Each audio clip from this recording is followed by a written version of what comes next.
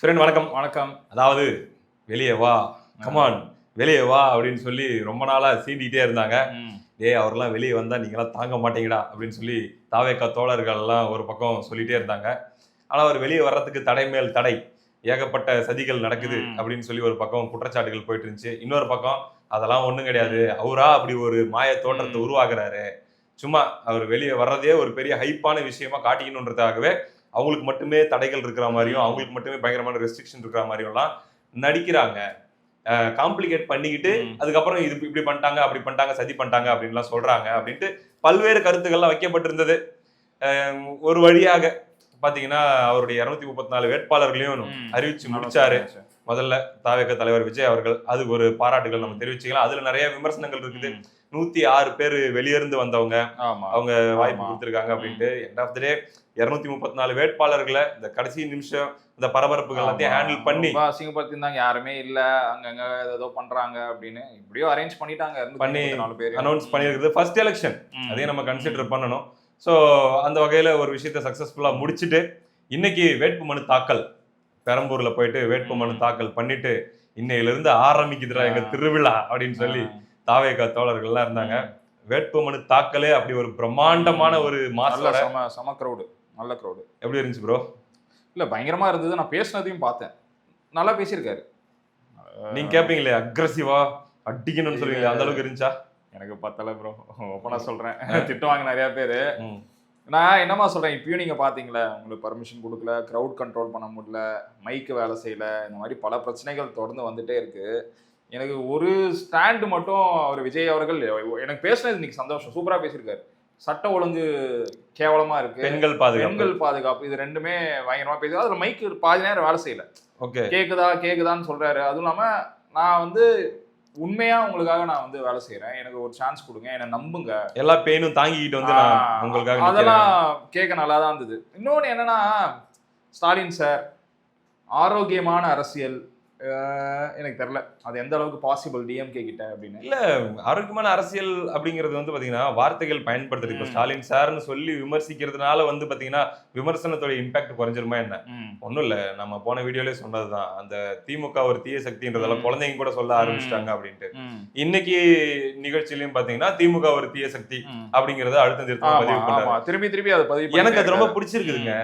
Actually பாத்தீங்கன்னா எல்லாருக்குமே தமிழ்நாட்டுல இருக்கக்கூடிய மூளை முடுக்குகள்ல இருக்கிற எல்லார்கிட்டயுமே திமுக ஒரு தீய சக்தி அப்படிங்கிற ஒரு விஷயத்த அவங்களுடைய ஆழ் மனசுல அவங்களுக்கே தெரியாம அவங்களுடைய சைக்காலஜில போயிட்டு ரெஜிஸ்டர் பண்ற ஒரு விஷயம் இருக்கு இல்லையா, அது எனக்கு பிடிச்சிருந்துச்சு. கூட்டம் உண்மையிலே மிரட்டிட்டாருங்க. இல்ல சம கூட்டம் பயங்கரமா இருக்கும். நான் திருப்பி சொல்றேன், அது ஒரு பிளெஸிங்கு. யாராலையும் இப்படி கூட்டத்தை கூட முடியாது. இந்த மாதிரி ஒரு கூட்டத்தை கூடணும்னா கோடியான காசு செலவு பண்ணணும். எதுவுமே காசு செலவு பண்ணாம அந்த கூட்டம் கூடுதுங்கிறது நான் ஆசீர்வாதம் தான். நான் பிரமிச்சு பார்த்ததுதான். அது சம பெரிய கூட்டம். அது நீங்க சொன்ன மாதிரி பெரிய பிளஸிங் தான் அது. இதுல என்ன அப்படின்னா, இன்னொன்னு நீங்க சொல்ற மாதிரி அது பதிவு பண்ணிட்டே இருக்காரு. டிஎம்கே ஸ்டாலின் சாரோட கவர்மெண்ட் இது எல்லாத்துக்கும் காரணம். இந்த எலெக்ஷனுக்கு அப்புறம் இது எல்லாம் பழியோட அவர் வந்து அமுச்சு வைப்போம், அவங்கள விடை கொடுப்போம் அப்படின்னு சொல்லியிருக்காரு. இதுல உங்ககிட்ட இன்னொன்னு கேட்கணும்னு நினைச்சேன். ஒரு 15 நாளைக்கு முன்னாடி நம்ம பண்ண ஒரு வீடியோல நீங்க ஒரு கருத்து சொல்லியிருந்தீங்க, ஒரு சர்வே ரிலேட்டடா ஒருத்தரை மீட் பண்ணி நீங்க பேசும்போது சொன்னாருன்னு சொல்லி. பயங்கரமா இருக்காங்க.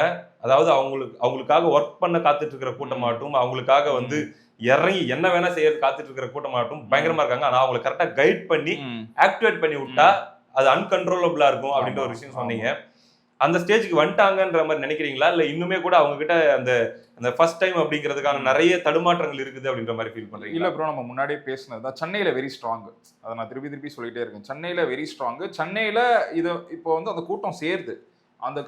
அந்த கூட்டம் வந்து பூத் வைஸ்ல போயிட்டு பேசணும், நிறைய வேலைகள் கடைசி நிமிஷம் வரைக்கும் தடுக்கிறதுக்கு வேலை செய்வாங்க.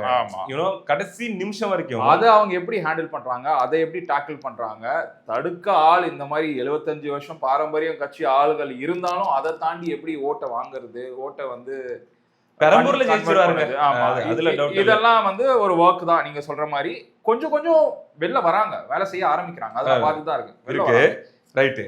இதுல பாருங்க, இது வந்து ரோட் ஷோன்ற மாதிரி பெருசா பிளான் பண்ண மாதிரிலாம் இல்ல. வேட்புமனு தாக்கல் பிரச்சாரம் அதுவே பாத்தீங்கன்னா அது நேஷனல் மீடியா வரைக்கும் இன்னைக்கு அப்படி போயிட்டு இருக்குது. அதே நேஷனல் மீடியால ரைட் சைடு விஜய் இது ஓடிட்டு இருந்தா லெஃப்ட் சைடு இன்னொன்னு வந்துட்டு இருந்துச்சுங்க. பாத்தீங்களா? நம்பாலு சிவப்பு கலர் ஜீப். ஜாலியா மனுஷன் ரிலாக்ஸா அப்படியே கை காட்டிக்கிட்டு காத்துல. அது எதுக்கு தெரியுங்களா? அது எதோட கம்பேரிசன் தெரியும்? அவரு மோடிக்கு போட்டியாம். மோடி ரோட் ஷோ அடிக்கடி அங்க அது பண்ணுவாங்கல்ல நாட்டுல. ரோட் ஷோ வந்து இப்ப குஜராத், கேரளா எல்லாம் பண்ணிருக்காங்க. அதனால இவர் ஒரு ரோட் ஷோ, முன்னாடி ரேம்ப் வாக், இவர் ரோட் ஷோ. ஆனா என்ன ஜாலி பாருங்க மனுஷனுக்கு. தமிழ்நாட்டுல இருக்கிறோமா இல்ல எங்கேயாச்சும் ஆஸ்திரேலியால அமெரிக்காவுக்கு டூர் போயிட்டு போறோமான்ற மாதிரி ஃப்ரீயா டிஸ்டர்பன்ஸ் இல்லாம கூட்டமே இல்லாம சைக்கிள்ல காலையில நம்ம வந்து எக்ஸசைஸ்க்காக சைக்கிள்ல போவோம்ல அந்த மாதிரி கூட்டமே இல்லாம ஜாலியா போயிட்டு இருக்கிறாருங்க. அந்த கூட்டம் அங்க போயிடுச்சு, பெரம்பூருக்கு போயிடுச்சு கூட்டம். சொன்னாலும் கேட்க மாட்டேங்கிறாரு. ஐயா நமக்கு வர்றத ட்ரை பண்ணலாம். ஒரு கட்சிக்கும் ஒரு பேட்டர்ன் இருக்குதுங்க. விஜய்க்கு ஒண்ணு வரும்னா அது விஜய்க்கு வரும். ஆமா, அதை இன்னொருத்தங்க ட்ரை பண்ணாங்கன்னா நல்லா இருக்காது. சேம் வே இன்னொருத்தர் பயங்கரமான பேச்சாளரா இருப்பாரு, அதை விஜய் ட்ரை பண்ணாருன்னா மேபி அது ஒர்க் ஆகாம போலாம். அவங்க ஒரு யூனிக்னஸ் இருக்கும். அவங்க ஸ்ட்ரென்த்துக்கு பிளே பண்ணணும்னு ஒண்ணு இருக்குல்ல. இப்போ இந்த ரோட் ஷோ ஆகட்டும், ரேம்ப் ஆகட்டும், இந்த ஃபேன்ஸ் வந்து அடிச்சு பிடிச்சி அவரை பார்க்க வரணும், தொட்டு பார்க்கணும்னு ஆசைப்படுறது, அதை பாடி கார்ட்ஸ் தடுக்கிறது, அதுக்கப்புறம் அப்படிங்கிறது, துண்டை தூக்கி போடுறது, அவங்களுக்கு அது செட் ஆயிருச்சு. ரைட்டு, நாம 75 வருஷம் கட்சி அதை ஏன் ட்ரை பண்ணிக்கிட்டு இங்க? ஏன்னா அதுக்கு ஈக்குவலா காட்டிக்கணுமா?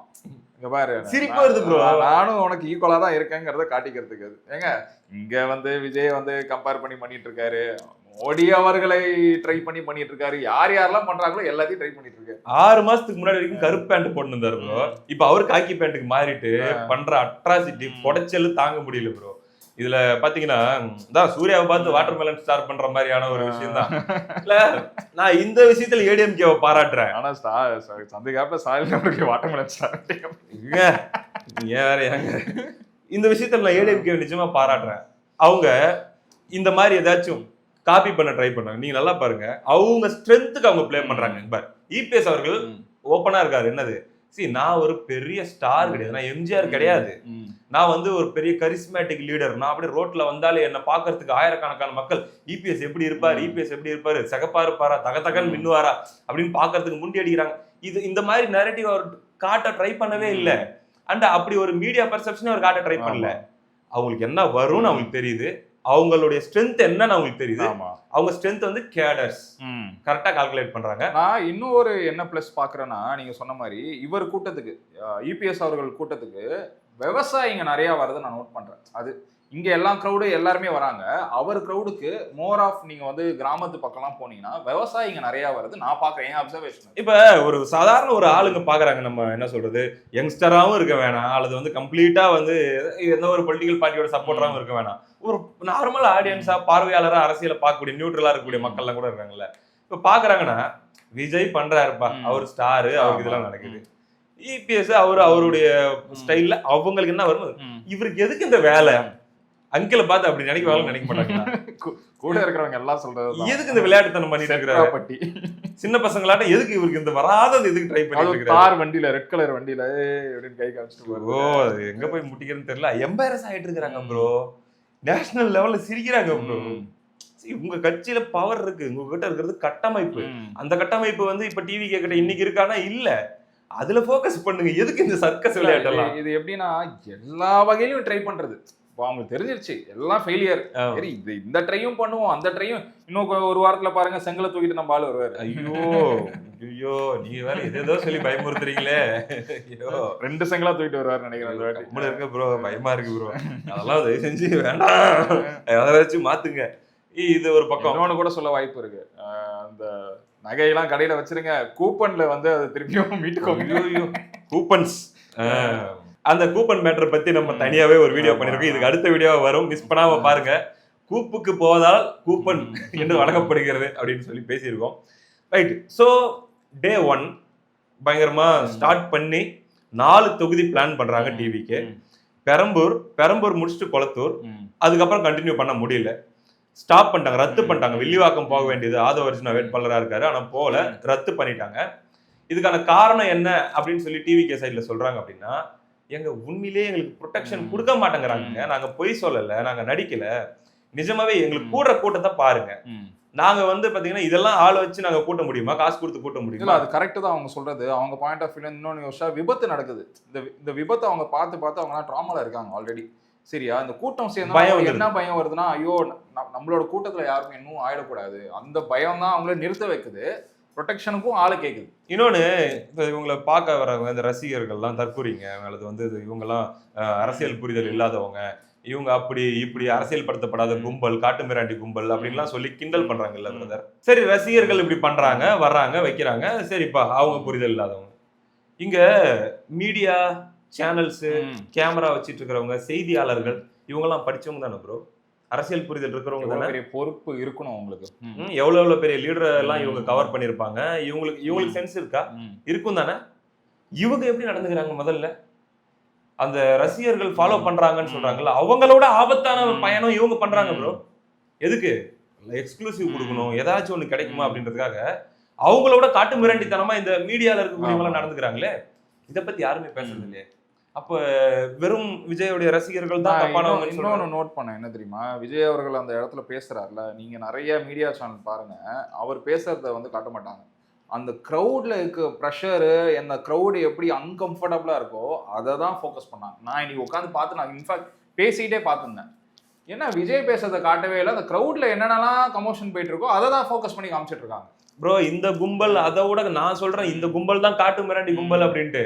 தலைமை செயலகத்துக்கு விஜய் போனார்ல 2 நாளைக்கு முன்னாடி. எதுக்கு? அவங்க ஒரு கம்ப்ளைண்ட், தேர்தல் ஆணையத்து இன்னும் அவங்க முறையா நடந்துக்கணும்ட்டு. வெளியே இருந்து உள்ள வந்துட்டு அந்த லிப்டுக்குள்ள போயிட்டு அதுக்கப்புறம் அது கொடுத்துட்டு மறுபடியும் வெளியே வர்றதுக்குள்ள என்ன ஆயிருக்கும் பிரதர்? செங்கோட்டையனை புடிச்சிட்டு போறாரு. செங்கோட்டையன் இப்படி புடிச்சிட்டு நடந்து போக முடியாம நடந்து ப்ரோ. மைக்க மொத்தமா விடுறான் ப்ரோ. மைக் வந்து தலையில அடிக்குது, எங்க இடிக்குது எதுவுமே தெரியல. அதெல்லாம் இன்டென்ஷனல். சட்டைய புடிச்சு பிக்கிறாங்க ஒரு பக்கம். அதுல இருந்து தடுமாறி உள்ள வந்து லிப்டுக்குள்ள வந்து அப்பாடா நின்னா லிப்ட்ல ஒருத்த கேமரா வச்சுட்டு நிக்கிறான். இப்படின்னு டாப்ல விஜய் பார்த்துட்டு, நீங்க எங்கயா முதல்ல சிவிக் சென்ஸ்ன்றது உங்களுக்கு எங்க இருக்குது? நீங்க எல்லாம் அப்படியே கவரேஜ் பண்ணி அந்த மக்கள் மோசமா இருக்கிறாங்க, அந்த ரசிகர்கள் மோசமா இருக்கிறாங்க, தொண்டர்கள் மோசமா இருக்கிறாங்க. நீ போட்டு காமிச்சுக்கிறியே, எடுக்கிறவன் நீ எப்படியா இருக்க? எங்கெல்லாம் கவரேஜ் பண்ணி காட்டணுமோ அங்க காட்டுறது இல்ல. இங்க அதுதான் சொன்னல, இவங்க அஜெண்டா ஃபிக்ஸ் பண்ணிட்டாங்க. எந்த நிறுவனம் உங்களுக்கு தெரியும், அந்த நிறுவனம் ஃபிக்ஸ் பண்ணிடுச்சு. நம்ம முன்னாடி சொன்ன மாதிரிதான், விஜய் வந்தாலே ஒரு பிரச்சனை, கிரௌடு வந்தா அந்த கிரௌட்ல ஒருத்தன் சாவான், கிரௌடு வந்தா அந்த கிரௌடு தற்குறி. இதை வந்து ஃபிக்ஸ் பண்ணிக்கிட்டே இருக்கான். டெய்லி இதை வந்து உங்ககிட்ட திணிச்சுக்கிட்டே இருக்கான். இந்த அடிப்படை ஒண்ணு மெதிச்சுக்கிட்டு ஒருத்தன் கெட்ட வார்த்தையில திட்டிக்கிட்டு மீடியாக்காரங்க, டேய் தல்றா, நான் தாண்டா வைப்பேன், நீ தாண்டா வைப்பேன்னு நீங்க அதை விட காட்டு மிராண்டி நம்ம நடந்துக்கிறீங்களே ஒரு டிஆர்பிக்காக. யார் தற்கூறினே தெரியல. சத்தியமா தெரியல, எனக்கு தெரியல. அவங்கள மட்டும் எப்படி குறை சொல்ல முடியும்னு நான் கேட்கறேன். முதல்ல இது இப்ப இஷ்யூஸ் அப்படின்னு சொல்லி எடுத்துக்கிட்டோம்னா, இப்ப பாருங்க, பிளான் பண்ண மாதிரி 2 இடத்துல பரப்புரை நடத்த முடியல. ஓகே, என்ன கேட்குறாங்க அப்படின்னா, இப்போ ஐயா ஒரு ரோட் ஷோ போறாரு ஸ்டாலின் ஐயா, பெருசா அங்கே ஒன்றும் இல்லை ப்ரோ. நம்ம ஒரு நாள் போனோமா, பூந்தமல்லி வரைக்கும் போனோமா, போகும்போது எப்படி அந்த இடத்துல அந்த லைனா அந்த ரோட் ஷோக்கு அரேஞ்ச்மெண்ட் பண்ணாங்கன்னு பார்ப்போம். ஸ்டாலின் ஐயா தான் வராரு, அவரை பார்க்கறதுக்காக யாருன்னே தெரியாது, அப்படியே பரிதாபமா நின்றுட்டு இருப்பாங்க. அவங்க கையில வரிசையா அந்த ஏரியால இருக்க 3 மணி நேரம் 4 மணி நேரம் வெயில நின்று இருப்பாங்க. பொறுப்பாளருங்கன்றவங்க வருவாங்க, ஆளுக்கு ஒரு துண்டு, ஒரு கையில ஒரு இது மாதிரி ஒண்ணு, குச்சியில அட்டை மாதிரி ஒண்ணு கொடுத்துருவாங்க, தொப்பியோ ஏதோ ஒண்ணு கொடுத்துட்டு அப்படியே பிடிச்சிட்டு நில்லு. அவங்களுக்கு ஒரு எனர்ஜியும் இருக்காது, ஒண்ணும் இருக்காது. அவங்க அப்படி நின்றுட்டு இருப்பாங்க. இவர் வந்து இப்படி கை காமிச்சிட்டு போவாரு. சோ பிரச்சனை இல்லை. ஆனா அதுக்கு போடுற போலீஸ, அவங்க போலீஸே இல்லைனாலும் அது அப்படியே தான் இருக்கும். ஃப்ரீயா தான் போயிட்டு வர போறாரு, ஒன்னும் இருக்க போறது இல்லை. ஆனா அதுக்கு கொடுக்குற ப்ரொடெக்ஷனை இதுக்கு கொடுக்குறாங்களா அப்படின்ற கேள்விதான் டிவிகே சைட்ல இருந்து கேட்கறாங்க. உங்ககிட்டே நான் கேட்கணும்னு நினைக்கிறேன் பிரதர், உங்க பாயிண்ட் ஆஃப் வியூ சொல்லுங்க. இப்போ பெரம்பூர்ல ஆரம்பிக்குது, கொளத்தூர் வரைக்கும் போகுது. ஒரு செகண்ட் பாத்தீங்கன்னா கொளத்தூர்ல தான் நினைக்கிறேன், அந்த கிரௌட மறுபடியும் இப்படி அலை மாதிரி ஆடும் தெரியுமா? அளவுக்கு அதிகமான நெருக்கடி வரும்போது நேரா எல்லாராலும் நிக்க முடியாம இப்படி ஆடும். வண்டியே ஆடுது ப்ரோ, விஜய் அந்த வேனே ஆடுது. இப்ப நான் உங்ககிட்ட கேட்கறது என்ன அப்படின்னா, இது இவ்வளவுதானா? இது ஒண்ணுமே பண்ண முடியாதா? இல்ல நிஜமாவே போலீஸ் நினைச்சா, அரசாங்கம் நினைச்சா இதை சரி பண்ண முடியுமா? ஒழுங்குபடுத்தி இதை நடத்தி கொடுக்க முடியுமா ப்ரோ? போலீஸ் நினைச்சா எப்பேற்பட்ட க்ரௌடை வேணாலும் கண்ட்ரோல் பண்ண முடியும், போலீஸ் நினைச்சா. ஆனா போலீஸை இந்த அரசாங்கம் நடக்க விடாது, அதுதான் உண்மை. பேரிகேட் போட்டு அவர் நிக்கிற பாயிண்ட்ல எந்தெந்த ஸ்ட்ரீட்லாம் இருக்கோ அங்க எல்லாரையும் பேரிகேட் போட்டு அங்க ஒரு ஒரு ஒரு ஃபோர்ஸை சரௌண்ட் பண்ண வச்சுட்டு அதை உள்ள விடாத அளவுக்கு தாராளமா பண்ணலாம். இல்லை அங்கங்கே போலீஸ் போட்டு இந்தந்த இடத்துல தான் நீங்கள் நிற்கணுங்கிறதும் பண்ணலாம். அப்படி ஒண்ணும் பாத்தீங்கன்னா அந்த ஃபுட்டேஜஸ் பார்த்தாலே கூட பெரிய அளவுல போலீஸ் இருக்கிற மாதிரி தெரியல பிரதர். எனக்கு அவங்க அன்கண்ட்ரோலபிளா அதை காட்டணுங்கிறது தான் இவங்க ஐடியாவா என்னன்னு தெரியல. ஏன்னா இல்ல இன்னொரு விஷயம் பார்க்கணும். போலீஸ் பாவம், நீங்க அந்த க்ரௌடுக்கு 2-3 பேரை போட்டாலும் என்ன கெட்ட பேரு என்ன ஏதாவது மெமோ கொடுத்தாலும் அவங்க தான் வாங்கிக்கணும். புரியுதா? அவங்க அதை ஏத்துக்கணும். எது அவங்க அரசாங்கம் சொல்றதுனால இவங்க அந்த பழியை ஏத்துக்கணும். ஆனா போலீஸால கண்ட்ரோல் பண்ண முடியாதுன்னு ஒண்ணுமே கிடையாது. தாராளமா கண்ட்ரோல் பண்ணலாம். இல்ல எனக்கு அந்த பிளேம் அந்த கான்செப்ட் மேல எனக்கு எப்படி பாக்குறதுன்னே புரியல. அதனாலதான் இன்னொருத்தருடைய தாட் எப்படி இருக்குன்னு கேட்டுக்கலாம்ன்றத நான் கேக்குறேன். போலீஸோட வேலை என்ன? மக்களை பாதுகாப்பது. எந்த ஒரு பிரச்சனையும் அது வந்து அவங்களுக்குள்ள இயல்பா இருக்கிற விஷயங்க. நான் வந்து போலீஸ் சப்போர்ட் பண்றதா சப்போர்ட் பண்ணேதான் ஆகும் இந்த இடத்துல. அவங்க அதுலதான் ஸ்பெஷலிஸ்ட். கவர்மெண்ட்டும் எலெக்ஷன் கமிஷனும் நினைச்சா அதை ஆர்கனைஸ் பண்ணி தர முடியுமான்னு கேக்குறேன். கண்டிப்பா தரலாம். கண்டிப்பா தரலாம். தர முடியும். கண்டிப்பா தரலாம். இது வந்து அவுட் ஆஃப் தான், எல்லாமே அவுட் ஆஃப் கண்ட்ரோல் தான்றதெல்லாம் மாதிரி எவ்வளவோ கூட்டங்கள் நம்ம பார்த்துருக்கோம். இப்போ இருக்கிற கூட்டம் நல்ல பெரிய கூட்டம் தான். அதே மாதிரி எவ்வளவோ தலைவர்கள்லாம் வந்திருக்காங்க. அதுக்கும் பெரிய பெரிய கூட்டம்லாம். எக்ஸாம்பிள் சொல்றேன். ஒரு பெரிய தலைவர் இறந்துறாரு, கருணாநிதி இறந்துருக்காரு, விஜயகாந்த் இறந்தாரு. அந்த கூட்டம்லாம் அது எப்படி ஓரளவுக்கு ஆர்கனைஸ்டா நடக்குது? அங்க லட்சங்கள்ல போடுறாங்கல்ல ப்ரோ இறுதி ஊர்வலம், இந்த மாதிரி விஷயங்கள்லாம். அங்க இத்தனைக்கும் பாத்தீங்கன்னா ஏகப்பட்ட பேர் தண்ணியை போட்டு வந்திருக்கலாம் என்ன, ஆனா அதை நடத்த முடியுது இல்ல. சோ ஒரு சிஸ்டம் நினைச்சா அதை நடத்த முடியும் ப்ரோ. எனக்கு அதுதான் அந்த கொஸ்டின் தான் ஓடிட்டே இருக்கு. சோ டே நீ வந்தாலே கூட்டம் வருதுடா, அதனால நீ வரக்கூடாதுடான்றது ஒரு விதமான வன்முறை தானே ப்ரோ. நீ மத்தவனுக்கு கூட்டம் வரதில்ல, அதனால அவங்க வந்துட்டு போவாங்க. ஜனநாயக கண்ட்ரியில எலெக்ஷன் பிரச்சாரம்ங்கிறது ஒரு ட்ரெடிஷ்னல் பாலிடிக்ஸ். எல்லாருமே இப்படிதான் வருவாங்க. வரக்கூடாதுன்னு யாரும் சொல்லலாம் முடியாது. ஸோ இப்போ மாற்று ஐடியான்னு சொல்லி பார்த்தேன், ஒரு சில போஸ்ட்லாம் கூட பார்த்தேன். அதாவது எந்த பாயிண்ட்ல அவர் பிரச்சாரம் பண்றாரோ அந்த பாயிண்ட் வரைக்கும் அவர் வந்து பார்த்தீங்கன்னா இப்போ பெரிய பெரிய மினிஸ்டர்ஸ் அல்லது சிஎம்லாம் வருவாங்களா, கான்வாய் மாதிரி அப்படியே ஃபாஸ்ட்டாக வந்துட்டு அந்த ஸ்பாட்டில் மேடை ஏறி அல்லது வந்து அந்த ஸ்பாட்டில் பேசிட்டு மறுபடியும் அங்கேருந்து ஃபாஸ்ட்டாக போயிடணும், அடுத்த ஸ்பாட்டுக்கு போயிடணும், அப்போ தான் பாசிபிள். அப்படியே வேன் மூலமாகவே ஒரு பாயிண்ட்லேருந்து இன்னொரு பாயிண்ட்டுக்கு போகிறதுங்கிறது பெரிய ரிஸ்க்குன்ற மாதிரியும் சொல்கிறாங்களே. நீங்கள் அதை எப்படி நினைக்கிறீங்க பிரதர்? கரெக்டா இருக்கும்னு நினைக்கிறீங்களா? இல்ல அந்த வேன்ல ஃபாஸ்டா விஜய் எப்படி வந்தாலும் அந்த கூட்டம்ங்கிறது விஜய் அந்த நியூஸ் கிடைச்சாலே நீங்க எப்படி பாத்துருக்கீங்க, வீட்டு வாசல்ல இருந்தே ஃபாலோ பண்ற கூட்டம் அது. நீங்க எப்படி வந்தாலும் அந்த கூட்டம்ங்கிறது சேரதான் போகுது. ரகசியமாவா நீங்க அதே மாதிரி ஒரு வண்டியில நீங்க என்ன ஃபுல்லா டிண்ட் போட்ட வண்டியிலே வர முடியும்? விஜய் வந்து ஒரு பிரச்சாரத்துக்கு வராருன்னா விஜய் பிரச்சாரங்கிறதே மக்களை அந்த வண்டியில இருக்காருன்னு தெரியணும். நீ மைக்க போட்டே உள்ள மைக் போட்டே பேசாருன்னே வச்சுக்கோங்க. ஆனா ஆப்வியஸா அந்த வண்டிக்குள்ள விஜய் தானே இருக்காருன்னு தெரியும். அது என்ன பிளேம், என்ன குற்றச்சாட்டு வைக்கிறாங்க டிவிகே சைடு? கையை காட்டக்கூடாதுன்னு சொல்றாங்க, வண்டி மேல ஏறி நின்று எல்லாருக்கும் கையை காட்டிட்டே வரக்கூடாதுன்னு சொல்றாங்கன்ட்டு. அவங்க என்ன சொல்றாங்க, அப்படியே அவர் வரும்போதே அதை பண்றதுக்கு அனுமதிச்சா பார்க்க வந்தவங்கள அங்கங்க பார்த்துட்டு கலைஞ்சு போயிடுவாங்கல்ல, அதையும் பண்ணக்கூடாது, உள்ளே இருக்கணும்னு சொல்லிடுறாங்க. அதனாலதான் அந்த கூட்டம் எல்லாம் ஒரு இடத்துல வந்து அப்படியே ரொம்ப இதாகுது, நெருக்கடி ஆகுது. இன்னைக்கு உண்மையிலே ஒரு செகண்ட் அந்த கரூர் கண்ணு முன்னாடி வந்துட்டு போன மாதிரி இருந்துச்சு ப்ரோ அந்த நெருக்கடி பார்க்கும்போது. அதுக்குதான் அவங்களே அலர்ட் ஆயிட்டு ரிஸ்க் வேணாம். எப்படி உங்களை ரிஸ்க் பண்ண வச்சுட்டாங்களா மக்களை? இப்ப நீங்க பயப்படுறீங்க அது ஆயிடுமோ, விஜய் பயந்துருக்காரு இன்னைக்கு. இந்த மாதிரி எல்லாருக்குமே அதை கிரியேட் பண்ணிட்டாங்க. ஐயோ ஏதாவது ஆயிடுமோ, ஐயோ ஏதாவது ஆயிடுமோ, இதனால என்ன ஆகும், விஜய் நீங்க வராதீங்க, நீங்க வந்தாலே இந்த மாதிரி பிரச்சனை நடக்குது அப்படின்னு சொல்லி இது அப்படியே கண்டிப்பா நீங்க சொன்ன அந்த டிராமா தான் இன்னைக்கு. எனக்கும் அந்த பயம் இருந்தது நீங்க இன்னைக்கு சொல்லும் போது. ஏன்னா ஐயோ இவ்வளவு கூட்டம் செய்யறது, இங்க ஏதாவது பிரச்சனை ஆயிட போகுது, இங்க ஏதாவது யங்ஸ்டருக்கு ஏதாவது ஆயிட போகுது, திருப்பியும் ஸ்டார்டிங்ல இருந்து ஒரு பிரச்சனை கிரியேட் ஆக போகுதுங்கிற பயம் எல்லாருக்குமே வர ஆரம்பிச்சு. கண்டிப்பா. சோ இப்போ லேட்டா வந்தாரு அதனாலதான் அப்படி ஆச்சுன்னு ஒரு பிளேம் வச்சாங்கல்ல. இங்க எல்லாமே அவங்க சொன்ன டைமிங் 12 மணிக்கு வேட்புமனு தாக்கல், 12 மணில இருந்து 2 மணிக்கு பிரச்சாரம், எல்லாமே அந்தந்த டைம் படி தான் நடந்துச்சு. அப்பயும் அதே தானே ப்ரோ இருந்துச்சு, அதே நெருக்கம் தானே ப்ரோ இருந்துச்சு. ஸோ இங்க கடமை ஏன் இங்க நம்ம சைடு அரசாங்க சைடு இருக்கு, அவங்க தான் இதை பண்ணி தரணுன்றத ஏன் எல்லாருமே ஸ்கிப் பண்றாங்க அப்படிங்கிறது தான் என்னுடைய பெரிய கேள்வியா தான் நான் பாக்குறேன். இதெல்லாமே இருக்க இப்ப அடுத்து தொடர்ச்சியா பிரச்சாரம் நடக்குமான்றதே இப்ப பெரிய கேள்வியா இருக்கு. இன்னைக்கு அடுத்து அவங்களுடைய பிளான் என்னவா இருக்க போகுது, எப்படி?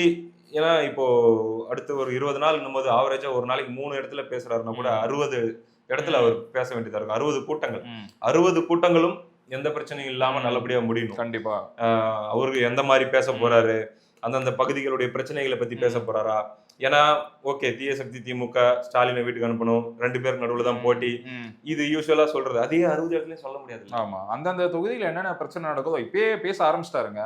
கரெக்டா தான் பேசுறாரு. அப்படியா? சென்னையில என்ன பிரச்சனை இருக்கோ அதை கரெக்டா அடிக்கிறாரு. ஒரு இடத்துலயும் அந்தந்த பிரச்சனை என்னன்னு தெரிஞ்சுட்டு தான் பேசுவார்னு நான் நினைக்கிறேன்.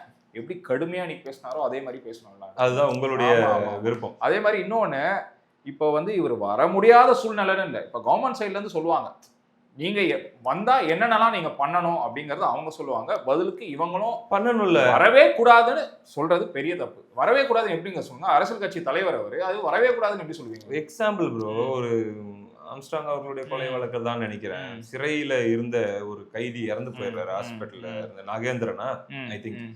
அவருடைய இறப்பு வந்து அவருடைய இறுதி ஊர்வலம் நடக்குதுன்னு சொல்லி 1500 போலீஸ் போட்டுருந்தாங்க ப்ரோ. 1500 போலீஸ்னும் போது இப்போ அங்கே கிட்டத்தட்ட ஒரு 10,000 பேர் வராங்க அந்த இறப்புக்கு அப்படின்னா, அதை கண்காணிக்கிறதுக்கும் கண்ட்ரோல் பண்ணுறதுக்கும் 1500 போலீஸ் போட்டிருக்காங்களாம். அப்போ நம்ம கிட்ட நம்ம நினைச்சா பண்ண முடியும். கண்ட்ரோல் பண்ணணும்னு நினைச்சா தாராளமாக பண்ணலாம். போலீஸ் நம்ம போலீஸால பண்ண முடியாதுன்னு ஒண்ணுமே கிடையாது, தாராளமாக கண்ட்ரோல் பண்ணலாம். என்ன மாதிரி அடுத்தடுத்த கட்டங்கள் என்ன மாதிரி நடக்க போகுது, அடுத்த 20 நாட்கள் இவங்களுடைய பரப்புரை பிளான் என்னவா இருக்க போகுது, விஜயோடைய பேச்சுகள்ல என்ன வெரைட்டி அவர் காட்ட போறாங்க, ரொம்ப முக்கியம். அது 60 இடத்துலயும் ஒரே மாதிரி பேசிட முடியாது. ஸோ அவர் டெலிவர் பண்ணியே ஆகணும், 60 டிஃப்ரெண்டான கருத்தை அவர் சொல்லியே ஆகணும். ஸோ எல்லாமே அவங்க முன்னாடி இருக்கிற சேலஞ்சஸ், என்ன நடக்க போகுது, மக்கள் என்ன சொல்ல போறாங்க, அரசாங்கம் என்ன பண்ண போகுது, இது எல்லாத்தையுமே நம்ம பொறுத்திருந்து பார்ப்போம். இதுல மெயினா சொல்லணும் அப்படின்னா, சென்னையில ஏன் விஜய் வந்து மக்களை சந்திக்க கூடாதுன்னு திமுக ஏன் பயப்பட்டுச்சுன்னு இன்னைக்கு தெரிஞ்சிருச்சு இல்லையா? அது நம்ம 2-3 வீடியோவா பேசிட்டு தான் இருக்கோம், ஏன் இந்த ஃபியர் அவங்களுக்கு இருக்கு அப்படின்னு. அதுவும் கொளத்தூர், வில்லிவாக்கம் அந்த இடத்துல எப்படி இம்பாக்ட் இருக்குங்கிறது எனக்கு என்னமோ இம்பாக்ட் பெருசா இருக்கும்னு நினைக்கிறாங்க க்ரௌட பார்த்த வரைக்கும். நான் என்னமோ ரொம்ப பெரிய இம்பாக்ட் தான் இருக்க போகுது, அதுல எந்த மாற்றமும். அந்த பயம் தான் ப்ரோ. ஆக்சுவலி சென்னை திமுகவுடைய கோட்டை, எங்களுடைய ஓட்டு பெட்டி திறந்து கவுண்ட் பண்ண ஆரம்பிச்சாலே 35ல இருந்து தாண்டா அடுத்தவங்களுக்கு கவுண்டிங்கே என்ன ஆரம்பிக்கணும், 35 எங்களுதுரா அப்படின்னு ஒண்ணு இருந்துச்சு இல்லையா? அதுக்கு பிரச்சனை வரும்ன்றது தான் அவங்களுடைய பெரிய அச்ச உணர்வா இருக்குது. அது நார்த் சென்னையை வந்து அவர் பயங்கரமா டேக் ஓவர் பண்றாரோ அப்படிங்கிற ஒரு பயம். இன்னொரு பக்கம் நம்ம ஏற்கனவே சொன்ன மாதிரி பொற்கொடி ஆம்ஸ்ட்ராங் அவர்களுடைய அந்த இம்பாக்ட். ஸோ 2 சைடுமே இது பெரிய ஒரு பிரச்சனையை ஏற்படுத்துதோன்னு யோசிக்கிறாங்க. இன்னொரு ஒரு பிளேம் ஒன்று வந்துட்டு இருக்கு, அதை பத்தி நான் உங்ககிட்ட கேட்கணும்னு நினைச்சேன். நீங்க ஜஸ்ட் ஜென்யூனா சொல்லுங்க, உங்களுக்கு தோன்றது சொல்லுங்க. ஏடிஎம்கே சப்போர்ட்டர்ஸ் ஆகட்டும், அல்லது வந்து யூடியூபர்ஸ், நான் சொல்றது அஃபிஷியலா ஏடிஎம்கேக்காக ஒர்க் பண்ற ஆளுங்கன்றதோட ஏடிஎம்கே சார்ந்தவங்களும் சில பேர் ஆகட்டும், சப்போர்ட்டர்ஸ் ஆகட்டும், டிஎம்கே உடைய பி டீம் விஜய், டிஎம்கே ஜெயிக்கிறதுக்காக இந்த தடவை விஜயை வந்து களமிறக்கி இருக்காங்க அப்படின்னு வைக்கப்படுற இதை வந்து நீங்க அரசியல் ரீதியான குற்றச்சாட்டு, எலெக்ஷன் டைம்ல ஒருத்தர் மேல ஒருத்தர் வைக்கிறதா அப்படி பாக்குறீங்களா, இல்ல உண்மையா இருக்கும்ன்ற மாதிரி பாக்குறீங்களா? இது வந்து எலெக்ஷன் ரிசல்ட்க்கு அப்புறம் தான் தெரியும். நான் வந்து இந்த எலெக்ஷனும் இந்த அரசியலை இது வந்து நம்ம யாரும் ப்ரெடிக்ட் பண்ண முடியாது. ஆனா ஜென்யூனா திமுகவுக்கு எதிராக தான் வந்து விஜய் குரல் கொடுக்காங்கிறத நம்புறேன் நான். இல்ல, குரல் கொடுக்கறதுன்றது வேற. இப்ப குரல் கொடுக்கறதுல நீங்க இப்படி பார்க்கணும், டிஎம்கேவை யார் ரொம்ப போட்டு அடிக்கிறாங்களோ, ஆக்சுவலி இப்போ மக்களுக்காக குரல் கொடுக்குறாரு உண்மையா, அது எடுத்துப்போமா? மக்களுக்காக தான் நிஜமா குரல் கொடுக்குறாரு. இவங்க பண்ற இந்த அநீதி, இந்த சட்ட ஒழுங்கு பிரச்சனை, இந்த பெண்கள் பாதுகாப்பு, இது மாதிரி வரிசையா அடிக்கிட்டே போலாம். இல்ல அவங்க பிளேம் என்னன்னு நான் சொல்றேன், பொலிட்டிக்கலா அவங்க சொல்ற கால்குலேஷன் என்னன்னா, இப்ப நம்ம ஃப்ரெண்ட் இருக்காரு இல்லையா, இப்ப அவரு தான் டிஎம்கேன்னு வச்சுக்கலாம், அவருக்கு எதிரா நான் நிக்கிறேன், நானும் அவரும் தான் ஃபைட் பண்றோம் அப்படின்னா, அவரை பிடிக்காதவங்க எனக்கு மட்டும் தான் போடுவாங்கன்னு ஒரு ஆப்ஷன் இருக்குது. இப்ப இந்த இடத்துல வந்து நீங்க உள்ள வரீங்க, நீங்க உள்ள வந்துட்டு நான் அவரோட திட்டுற மாதிரி நீங்களும் அவரையே தான் திட்டுறீங்க, பயங்கரமா திட்டுறீங்க. அப்போ அவரை பிடிக்காதவங்க எனக்கு பாதி பேர் போட்டு பாதி பேர் உங்களுக்கு போட்டுருவாங்க, ஆனா அவரை பிடிச்சவங்க எல்லாரும் அவருக்கே தான் போடுவாங்க. அப்ப யார் ஜெயிப்பாங்க 3 பேர்ல அப்படின்னு ஒரு தியரி தான் இந்த பி டீம் கான்செப்ட்ங்கிறது ப்ரோ. ஸோ அந்த அடிப்படையில் தான் என்ன சொல்றாங்க, இவர் வந்து திமுகவை திட்டி திமுக எதிரான ஓட்டை பிரிச்சு திமுகவே கடைசியில் ஜெயிக்கிறதுக்கு ஹெல்ப் பண்ணிடுவாரு அப்படிங்கிற ஒரு பார்வையை வைக்கிறாங்க.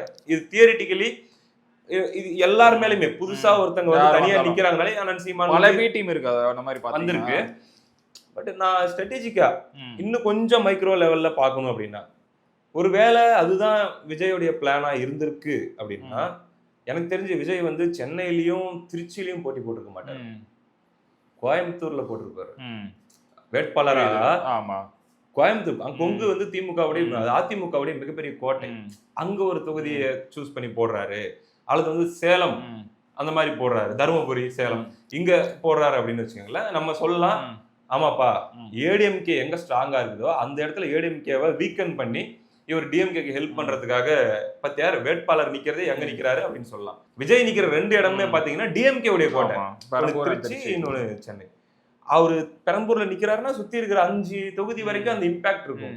அண்ட் எல்லாமே பெரும்பாலும் திமுகவுடைய ஆதரவு ஓட்டுகள் தான் அங்க போகுது. ஸோ அது எப்படி டிஎம்கே சப்போர்ட்டா இருக்கிறதுக்காக அவரையும் அதனை செய்யணும் அப்படின்னு எல்லாத்தையும் தாண்டி மக்களின் நம்பிக்கைன்னு ஒண்ணு இருக்கு. சரியா, யார் ஒரு நடிகனா இருந்து இவ்வளவு உச்சத்துல இவ்வளவு பெரிய சூப்பர் ஸ்டாரா இருக்கிறது காரணம் மக்களின் நம்பிக்கை தான். அந்த நம்பிக்கை இருக்கிறவங்க யாரும் வந்து மக்களை ஏமாத்தி இன்னொருத்தங்க தீய சக்தி ஜெயிக்கணுங்கிறதுக்கு உதவ மாட்டாங்க. நான் முழுமையா நம்புறேன். விஜயும் அந்த மாதிரி ஒரு நபர் தான். இவ்வளவு இழப்புகள் எல்லாம் பார்த்ததுக்கு அப்புறமும் அவ்வளவு பேசிக்கலாம். அரசியல என்ன வேணாலும் நடக்கும். அது நம்ம இங்க உட்காந்துட்டு பேச முடியாது. ஆனா இப்படிலாம் இருக்குமானா கண்டிப்பா இருக்காது. எனக்கு என்ன தோணுது அப்படின்னா, அப்ப யாரை டேமேஜ் பண்ணுவார் விஜய் அப்படின்னு அடுத்து ஒரு பாயிண்ட் வரும் இல்லையா?